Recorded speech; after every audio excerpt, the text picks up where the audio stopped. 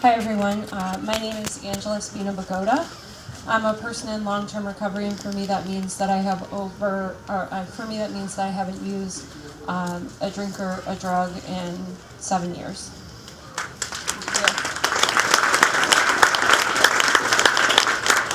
So I know that I have seen a lot of your faces before, so I'm not going to go into my story very much, but I will give you a little bit about my background. I was addicted to substances for about 10 years of my life, which ended up with me being incarcerated for 21 months in prison. And this journey had me realize, when I was incarcerated, I met a lot of people that had similar stories to me. They grew up in suburban areas. They had great moms and dads, and I would say about 80% of the people that I met in there were very similar to me, and they just had chemical dependency issues. And since I've been released and have been a part of the recovery community, pretty much the same story. All these amazing people that I've met with substance use disorder are brilliant, creative, smart, funny individuals who happen to have a debilitating disease. And so we're here today talking about these devastating losses, and as somebody who's in recovery, what's happened is I've seen so many of these amazing, smart, talented people pass away as a result of their disease, and I'm looking at my amazing husband back here as he's putting a red ribbon on a flower for someone that we love very much, and there's a good chance that someone we love could pass away. And so while I've never lost someone in my immediate family, at least not yet, there's a great possibility that we could. So when I got into recovery, and as people from my treatment center passed away and started going back into active addiction, I started getting this sense of survivor's guilt.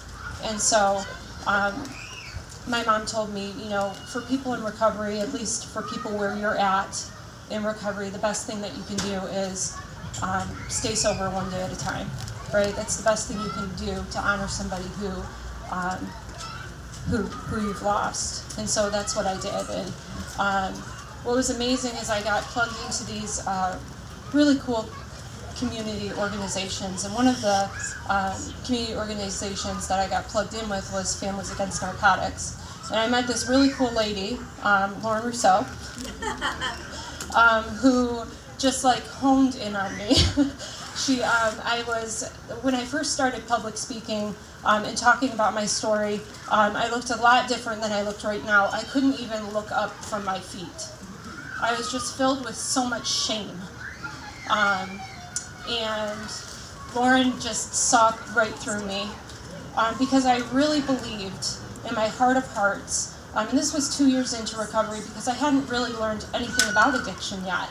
I really still believed that addiction was something that had happened to bad people who are trying to get good, as opposed to sick people who are trying to get well, right? And so Lauren just scooped me up under her wing and started teaching me about things.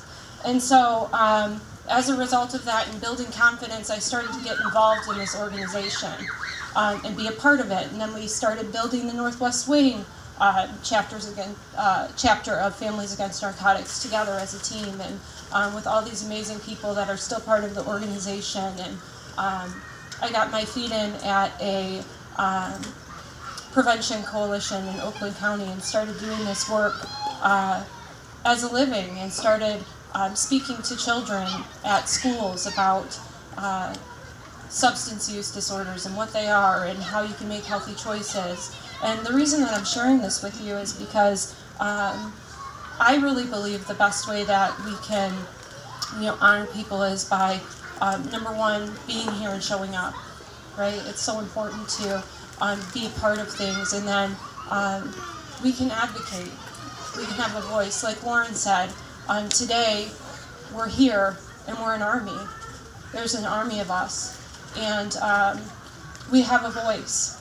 We have an opportunity to speak up for those that we've lost, to speak up for those people who are in active addiction, and there's a voice of people in recovery. We can come together as a team and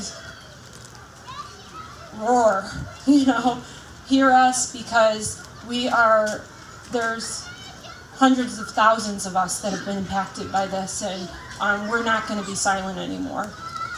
We can't afford to be. So I really just want to thank you so much for showing up for those of us who are in recovery, and the family members who have lost people to addiction. And we're going to be bringing up these flowers, and as a reminder, the purple ribbons are for people who have lost.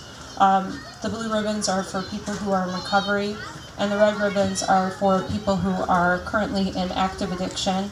And I'll kind of start the flower ceremony off. Yep, and Marissa is going to come up and do a little Marissa is going to come up and do some music for us. So, if somebody wants to line up behind me, I'll line behind you. Okay, cool. And